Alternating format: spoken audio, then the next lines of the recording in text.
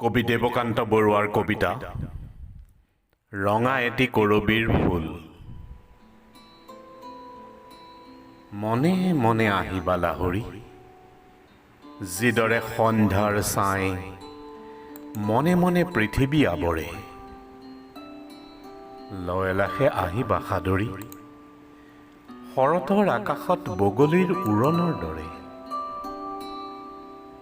নাহিবা দিনত দেই, ভগা এই ছালবোৰ বাৰু পোহৰত শহিবা কিমতে। নিশা হলে আহিবা লাহৰী, ৰূপোৱালী জোনাকত শেৱালিৰ সুৰভিৰ সতে। টোপনিত লাল কাল হৈ যদি থাকো মই সোণ, নীৰৱে জগাবা দেই। হাই অভিমান নকৰিবা, যদি মই মুখেৰে নেমাতো। লাগো তোমাকেই চাই,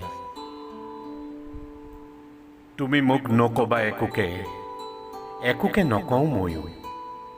দুয়ো মাথো দুয়োলৈকে চাই চকুৰ ভাষাৰে কম অন্তৰৰ সাঁচি থোৱা কথা, যি কথা কাকো কোৱা নাই। নীৰলে মেলিব পাহি ফুলনিত ৰজনীগন্ধাই, মাৰ যাব কোহাল সকলো। দূৰৈত কান্দিব মাথো কেতেকীয়ে ডিঙি ভাঙি ভাঙি, গছ পাতে সৰাব চকুলো। মায়াময় এই জগতত দিঠকৰ বহু আঁতৰত, অশ্ৰু যত হাঁহিৰ আপোন। তুমি আৰু মই সখী, দেশকাল থাকিম পাহৰি, ৰঙা নীলা সাজিম সপোন। আহিব পুৱাই ৰাতি, আহিব লগত দিঠকৰ যত গ্লানি, দুখ আৰু ভুল। সপোনৰ সোঁৱৰণি এৰি যাবা তোমাৰ খোপাৰ ৰঙা এটি কৰবীৰ ফুল।